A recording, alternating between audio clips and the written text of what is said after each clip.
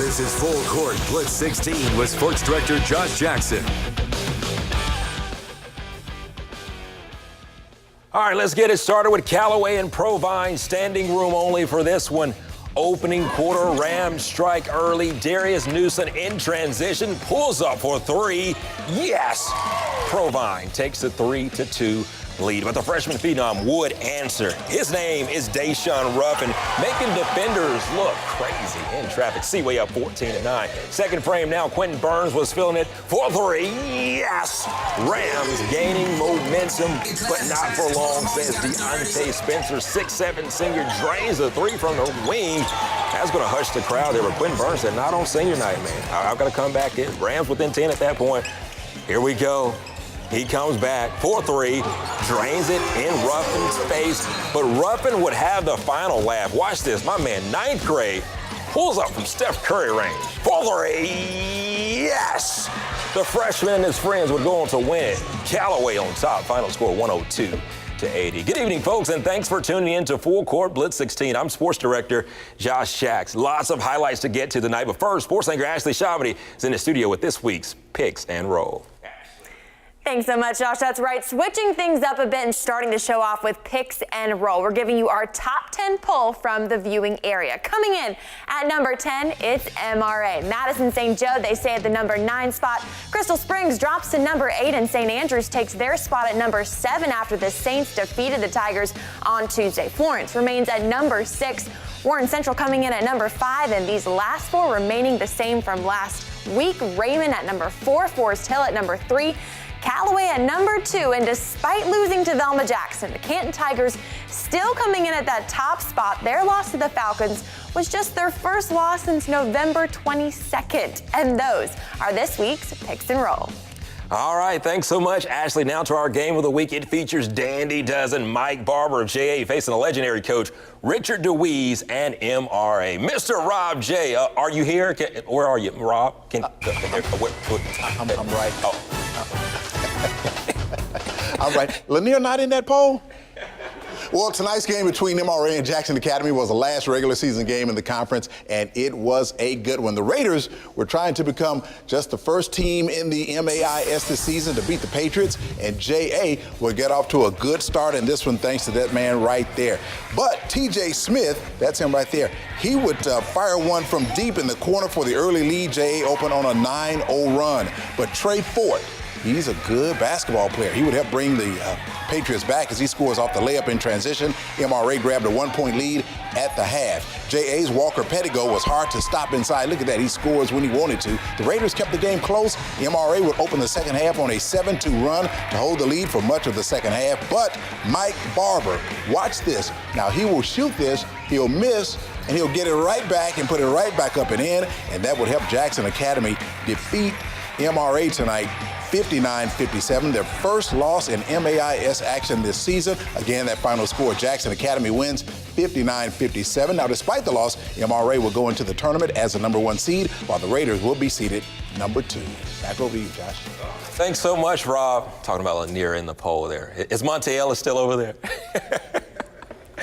In the house with me tonight, the defending 4A champions, the Raymond Rangers coach Tony Tadlock, Shardarian Allen. Coach, last year at Meridian 6A, as an assistant, you won a title. Looks like you're right on track to win one first year over at Raymond this year. Talk to me. What has that season been like? Man, it's been an unbelievable season so far. We kind of got started out a little slow, but when I got to Raymond, I knew we needed to beef up the schedule a little bit, you would say. And we played a lot of 5 and 6As early on, and I knew if we could survive until Christmas, I knew when we got back in our district, we were able to make a run. And we went to the Rome on the South and played a team of the caliber of Callaway, and we were able to get a win. Mm-hmm. That's the win that kind of let us know that we belong. And so once we got that win, I think we've won 13 straight, and I know we have a good chance of getting it done again this year. That statement win was big. But when you leave a championship team in Meridian, you come to Raymond, it helps to have a guy like Shardarian Allen, your senior here, and he's looking at his highlights. I'm just going to start calling him the human highlight reel, man.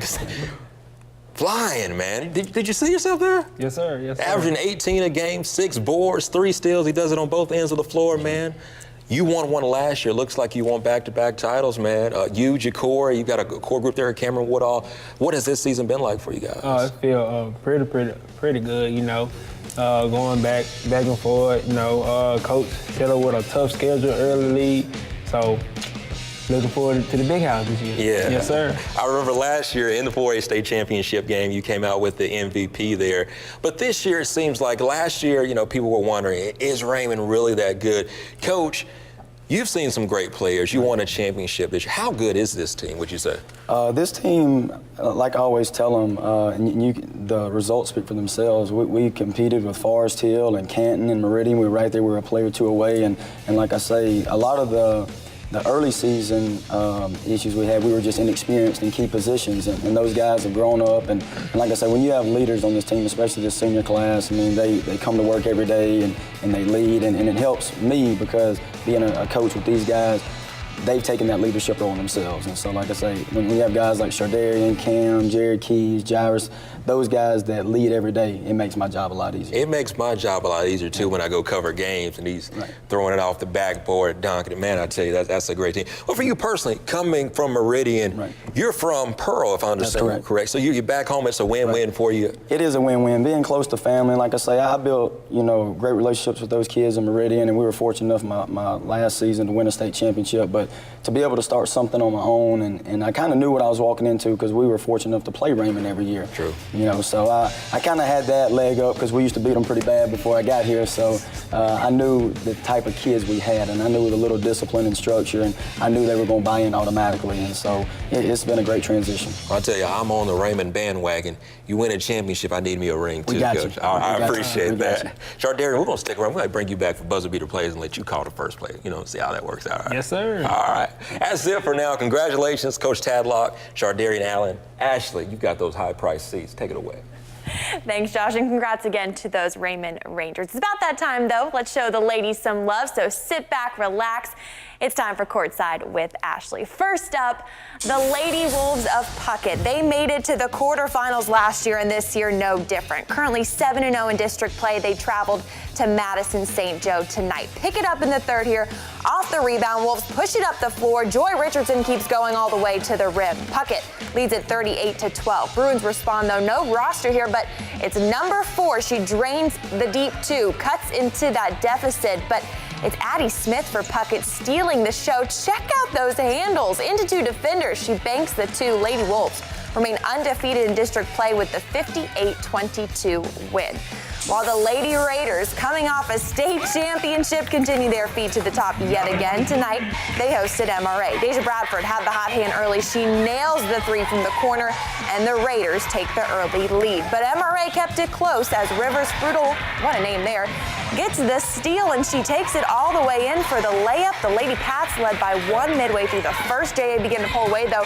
It's Bradford again. She gets the ball inside, makes a nice move for the basket. JA girls go on to win it 39-17. It's the seniors' 83rd consecutive MAIS win. It doesn't get much better than that. Josh, back to you.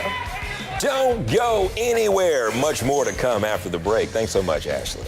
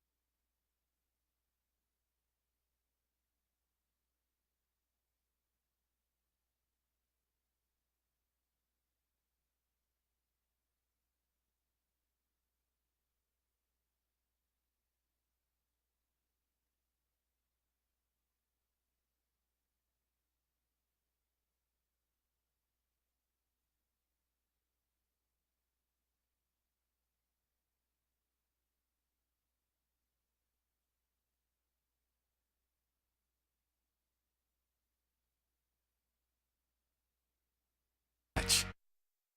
Welcome back. It's time for Sports Director Spotlight, an opportunity for me to shine the light on a well-deserving player, coach, or team. This week, I'm shining the light on Coach Lacey Kennedy and the Pearl Lady Pirates.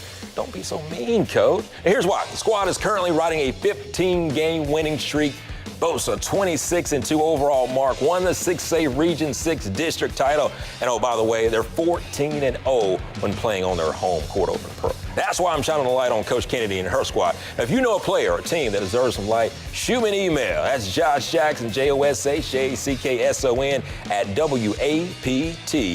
@WAPT.com. Ashley. Now, of course, before we say goodbye, we're going to get to those top plays of the night. Of course, we have a special guest as well. But first, Rob J., you take it away. All right, let's start with number 3. How about number 3? We go to Madison St. Joe's Gabe Watson. The Dandy Dozen started off the night with 4 points off of 1 basket after getting fouled and hits the 3. How about that? Number 2 is Puckett's Addie Smith. You saw her earlier in the show showing off those handles, then she banks that shot right into 2 defenders. And the top play of the night goes to my man Callaway's Deshaun Ruffin, doing Deshaun Ruffin things, slicing defenders and getting the transition. But let's watch it in slow motion. Ooh, 9th grade, folks. Got 3 more years of dealing with that kid. You saw him last week on the show. Look. A freshman. A freshman. Talk to the Euro step with the spin with the N1. Oh, my God. I'm going to be out of a job soon. Yes, sir. Man, we saw you last week, a nice dunk, and see if the director can pull it up from the Raymond video that we have. But I want to see this again. I want you to walk me through what's going through your mind against Florence last week. Let's see if we can pull it up. That's actually the Callaway game there. But you had a nice, man, you definitely got some hops, man. And we're going to bring you back on here. But for now, that's going to wrap it up for us this week. We'll see you next time. For Rob J., Shardarian Allen, Ashley Shawany, I'm Josh Jackson. Have a great one, folks.